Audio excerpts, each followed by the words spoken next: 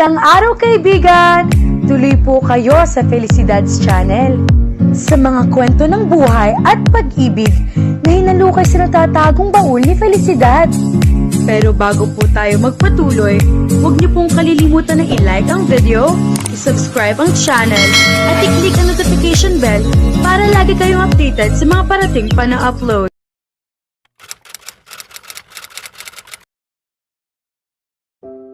Sunod-sunod na pagtunog ng kampanilya sa pinto ang gumising kay Andrea. Gayunman, wala pa siyang balak bumangon. Linggo naman, wala siyang pasok sa Chase Magazine, ang kumpanyang pinagtatrabahuhan niya bilang kolumnista. Kung sino man ang taong walang konsiderasyong nang istorbo sa kanyang pahinga, bahala na ito. Wala siyang balak na pagbuksan ang tarangkahan.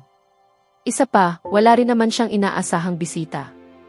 Maya-maya itumigil ang pagtunog ng kampanilya, bagay na ikinagaan ng kanyang loob.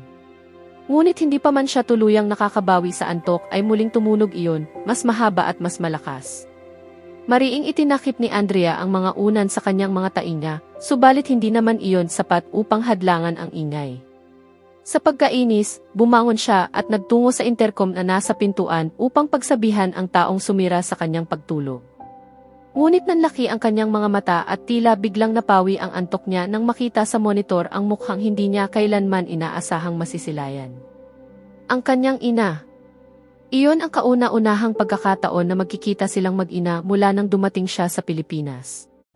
Hindi na rin siya nagtaka kung paano nito nalaman ang kanyang tirahan. Minsan na kasi siyang pinuntahan roon ng tapat na sekretarya ng kanyang ina na si Timothy.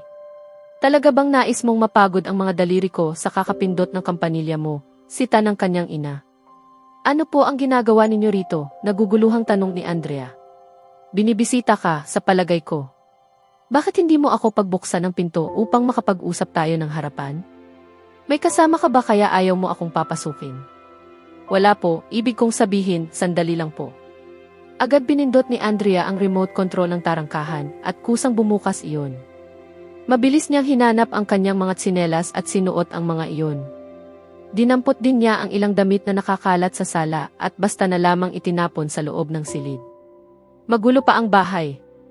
Mamaya pa darating ang inuupahan niyang tagapaglinis na tuwing linggo lamang pumupunta upang maglaba at maglinis ng buong bahay. Pumasok ang kanyang ina na ipinagbukas pa ng pinto ng isang lalaking naka-uniformeng driver. Maghintay ka na lamang sa sasakyan, utos nito sa lalaki na agad namang sumunod. Bago umupo, bahagyang pinagpag ng kanyang ina ang sopa, saka naupo ng may anyong puno ng otoridad. Hindi ko yata nakikitang kasama mo si Timothy, puna ni Andrea. Maagang naulila si Timothy. Ayon sa pagkakaalam niya, 12 anyos pa lamang ito nang halos ituring na itong bahagi ng kanilang pamilya. 7 taon ang tanda nito sa kanya. Sa kabila ng pagiging parang kuya na niya ito, nanatili ang distansya nito sa kanya at patuloy pa rin siyang itinuturing bilang amo. Si Timothy ang isa sa mga sumuporta at tumulong sa kanyang ina noong nagsisimula pa lamang ito sa negosyo. Hindi kailanman mapag-aalinlanganan ang katapatan nito sa kanyang ina. Bukod sa pagiging punong sekretarya nito, siya na rin ang nagsisilbing tagapamahala ng operasyon sa lahat ng sangay ng mga butik ng kanyang ina sa Pransya. Naiwan siya sa Paris. Siya muna ang inatasan kong mamahala sa kumpanya habang wala ako, sagot ng kanyang ina. Kung ganoon, ano po ang sadya ninyo rito, Mama? Kailan pa kayo dumating? Bakit hindi man lang kayo nagpaalam sa akin? Sunod-sunod na tanong ni Andrea. Bakit ko naman kailangang ipaalam sa iyo? Dahil ba may itinatago ka na ayaw mong malaman ko? Balik tanong nito. Wala po, ano naman po ang maitatago ko? Gusto ko lang sanang malaman para nasundo ko kayo sa paliparan, pagsisinungaling niya. 3 taon kang hindi nagparamdam. Hinayaan kitang tahakin ang sarili mong landas nang sabihin mong nais mong subukan ang kapalaran mo rito sa Pilipinas. Nangako kang babalik makalipas ang 2 taon. Kung hindi lamang dahil sa aking negosyo, matagal na sana kitang sinundan dito. Napailing si Andrea. Abala rin po ako, gaya ninyo. Ngunit mabuti at nakarating kayo rito. Hindi ba kayo abala sa inyong negosyo? Tanong niya, may diin sa huling salita. Palagi kasing iyon ang idinadahilan ng kanyang ina, ang negosyo, sa lahat ng bagay na hindi nito nagagawa. May ipinahihiwatig ka ba? Tanong ng kanyang ina habang bahagyang itinataas ang isang kilay. Wala po, Mama. Wala akong ibig ipahiwatig, sagot niya. Kumusta naman ang buhay mo rito? Tanong nito habang nililibot ang tingin sa buong bahay. Tila hindi pa nasiyahan, tumayo ito at naglakad sa paligid ng sala. Isa ang kanyang ina sa mga babaeng kinikilala sa mataas na lipunan sa Pransya. Wala siyang maisip na bagay na hindi nito kayang gawin, maliban sa pagbuhay ng patay. At syempre, wala itong kaalam-alam tungkol kay Eric. At kailanman ay hindi niya iyon ipagtatapat sa kanyang ina. Alam niyang kapag nalaman nito ang tungkol kay Eric, gagawin nito ang lahat upang paglayuin sila. Talaga ba, Mama?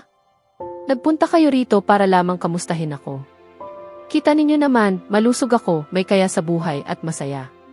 Wala na po kayong dapat ipag-alala, sabi niya. Tinitigan siya ng kanyang ina. May kasintahan ka ba? Ano po, gulat niyang tanong. Muling umupo ang kanyang ina sa sopa at marahang ipinatong ang kaliwang hita sa kanan. Pinili mong manatili rito sa Pilipinas kahit mas maginhawa ang buhay mo sa Paris. Hindi ka mananatili rito ng matagal kung wala kang pinatutunayan. Kilala kitang mabuti. Hindi ka sanay sa paghihirap. Hindi ka tatagal dito kung walang dahilan. Hindi ko po alam ang sinasabi ninyo, mariing pagtanggi ni Andrea. May dinukot ang kanyang ina na isang kayumangging sobre mula sa bag at basta na lamang inihagis sa gitnang mesa. Umupo si Andrea sa isang silyang pang-isahan at kinuha ang sobre. Nanlaki ang kanyang mga mata nang makita niyang mga litrato ang laman nito, ngunit hindi karaniwang mga larawan. Hindi ako nag-aksaya ng isang buwang pananatili rito sa Pilipinas sa paggawa ng wala, aking anak, malamig na wika ng kanyang ina. Bakit ba talaga kayo nandito, Mama? Tanong ni Andrea sa malamig na tinig, sa kapadaskol na inihagis pabalik sa gitnang mesa ang mga litrato nila ni Eric na magkasama. Puro mga kuhang patago ang mga iyon. Hindi niya akalaing aabot sa pagkuha ng pribadong investigador ang kanyang ina upang siya ay siya sa atin. Ngunit ganoon nga ito, ganoon palagi ang kanyang ina. Naging pabaya lamang siya at hindi niya inisip na babala na pala ang mga panahong tumatawag si Timothy sa kanya. Ilang ulit nang nag-iwan ng mensahe si Timothy sa kanyang answering machine, pinakikiusapan siyang tawagan ang kanyang ina. Ngunit patuloy niya itong binabaliwala. 3 taon na ang nakalipas mula nang tumigil siyang makipag-ugnayan sa Pransya. Hindi na rin siya umuuwi, kahit ilang beses nang ipinaabot ni Timothy na nais siyang pauwiin ng kanyang ina. At kahit minsan na siyang dinalaw ni Timothy sa kanyang bahay, sadyang pinagtaguan lamang niya ito. Ano pa nga ba ang silbi ng pagtawag sa kanyang ina o ng pagbabalik sa Pransya? Hindi rin naman mapapansin ng kanyang ina ang kanyang presensya. Palagi itong abala sa negosyo at bihira silang magkasama kahit nasa iisang bubong lamang sila noon.